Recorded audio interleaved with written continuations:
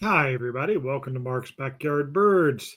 If you're a longtime follower, you know that my origins are here in the Midwest when it comes to doing these videos. I'd originally started by just doing local programs about the birds of our area, and it has grown with the channel. Now the audience is much broader, and it makes me realize how little I have done about birds of other parts of the country. And I thought I would do this one on woodpeckers of the Western US because woodpeckers are a very popular group of birds and they are diverse and they range all across the country. So today, the purpose of today's program is to talk about those basically from the Rocky Mountains to the Pacific Coast and where you can find them, go where you can go look for them, etc.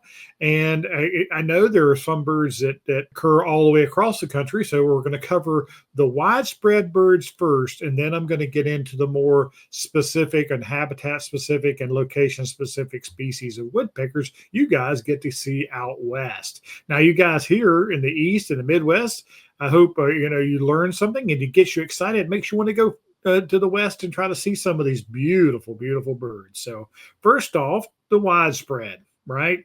Oh, we want to talk about the hairy woodpecker and the downy woodpecker. They are very widespread, almost all the way across the United States for both of these species, and you're gonna be seeing they're common bird feeder birds. Most people know them, so I don't want to spend a whole lot of time on them. I also have a video on how to separate the two.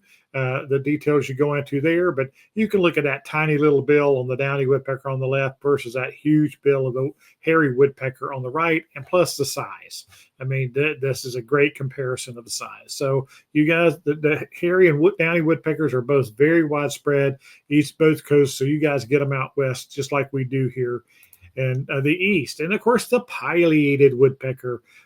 It we think of it as an eastern bird, but if you look how that range map, and all my range maps are from the Cornell Lab of Ornithology, and they wrap around. And so you guys up in the northwest part of the western states do get them. I understand their numbers have actually started maybe declining in that part of their range. They expanded into that during certain eras, and now they've been declining a little bit, but the big woody woodpecker. You guys recognize that the name pileated. The bird is named after the red crest, which is known as the pileum scientifically. That's why I choose the pileated pronunciation. If you say pileated, that's perfectly okay too. Now we're going to get more into some of the more specialty woodpeckers, and this is another two birds that are widespread but mainly across the northern tier, up into Canada, up into Alaska. But they do come down into the northwest and into the Rocky Mountains. These are the three-toed woodpeckers, and yes, woodpeckers as a family are known for their four toes, two forward and two back, known as zygodactyl. So that enables them to grip better on the sides of the tree and give you a firmer grip whenever you're hammering that head. And believe me, they can hit very hard. But the two three-toed woodpeckers, yes, they only have two and more like a songbird, two new and two one, and they do just fine. They've adapted to that. The American three-toed woodpecker, which is the top one, and notice that yellow forehead, it was the last North American woodpecker that I added to my life list. Yeah, I finally closed out all the North American woodpeckers of my 40 years of bird watching now. And I saw it in Rocky Mountain National Park in Colorado many years ago. I was out there leading a bird group. The black-backed woodpecker is the one on the bottom right. Again, it's got the yellow on top of the head. Most of the woodpeckers have red as that highlight color on the top of the head or the back of the head. But the black-backed woodpecker, as you can see, are much darker. And yes, they at one point they were lumped into the same species, but they are birds of mainly pine forest. You can find them a lot in areas where there's been recent forest fires. They do move into those areas and feed. Now that burned area is too old, not so much, but they move right in. So if you find an area that has had a forest fire in the last couple of years, it's worth checking out for the black-backed woodpecker. But again, it has the 3 toes.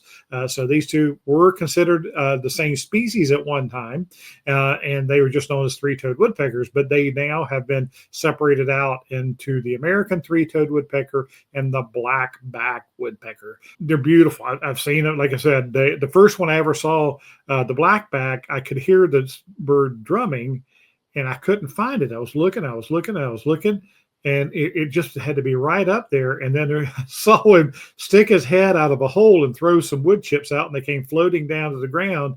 And he looked at it. I saw the yellow on top of the head, and he did finally come out, so I got a good look at him. But that was kind of fun. These are two not very common woodpeckers because they do live mainly in very high boreal forests, very high areas, and so not a typical backyard woodpecker. Although if you live in that part of the world, you may get them. I know that the black-backed woodpecker turned up in Pennsylvania one winter, and my woodpeckers as a whole don't migrate. They are very stationary, so they don't turn up in odd places very often. But when they do, it causes a lot of excitement for bird watchers. So one of the most interesting woodpeckers of the western forest, the western oak forest in particular, is this guy, the acorn woodpecker.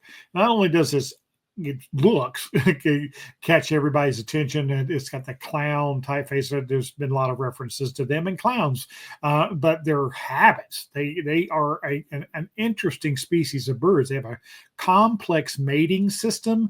The young stick around for years helping raise, and they have these colonies with generations in them, and it's a real study in bird biology. Acorn woodpeckers are. There are other species too that have complex mating systems, but they're very well known for it. And of course, they're storing of acorns. If you've seen pictures of them, just thousands and thousands of acorns stored somewhere, or holes in trees or telephone poles, and each one of them has an acorn stuffed in it, of course, to eat on later. And they're known to store hundreds of pounds of them.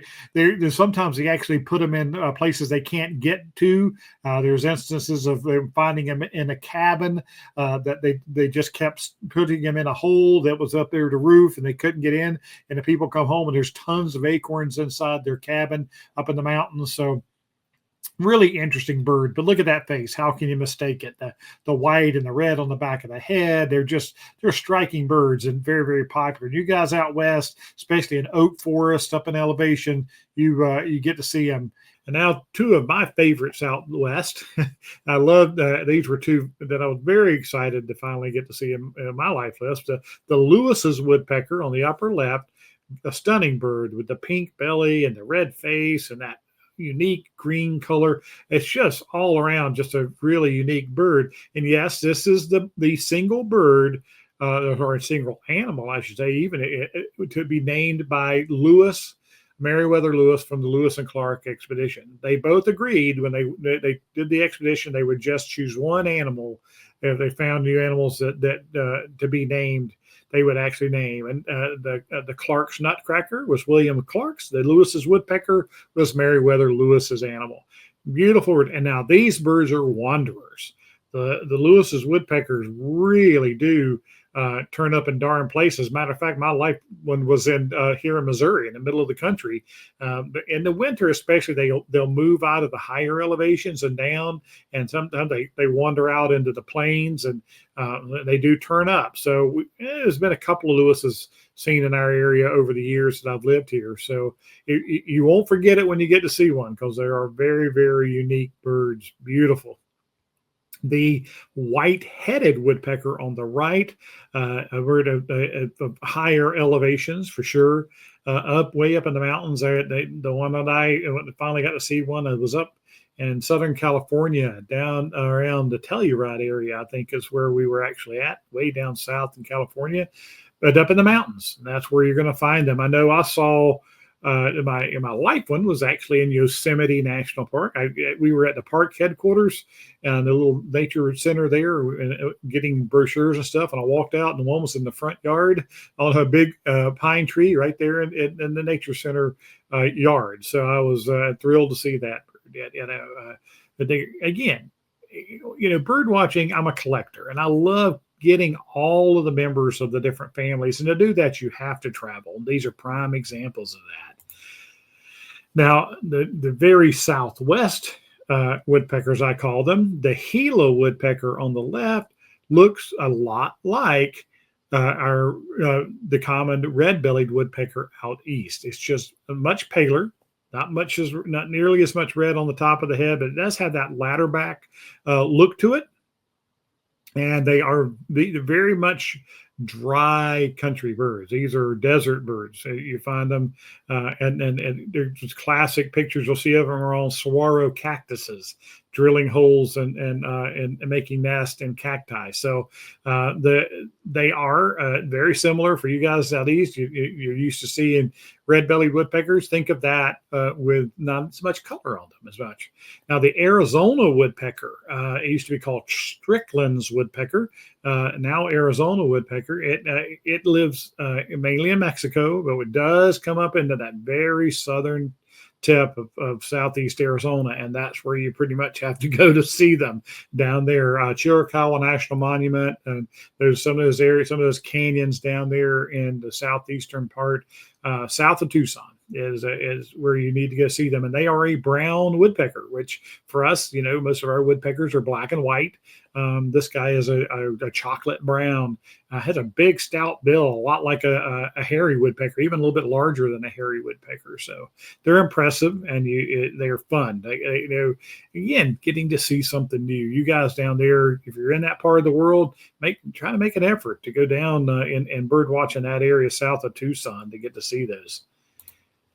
And then the two, what I call the ladder-backed woodpeckers. Now, we saw that Gila and woodpecker, and we know, of course, I get many people out east in our part of the world who call me and say, I've got one of those ladder-backed woodpeckers in my backyard. And of course, they're referring to the red-bellied woodpecker because of the black and white stripes in the back. But the bird on the lower right is the actual bird that has the name ladder-backed woodpecker. And it is very much a desert species. They used to be known as the cactus woodpecker. And you find them in mesquite and scattered cactus areas, and you don't really think of them, of course, that kind of environment for woodpeckers, because you think of woodpeckers in big trees.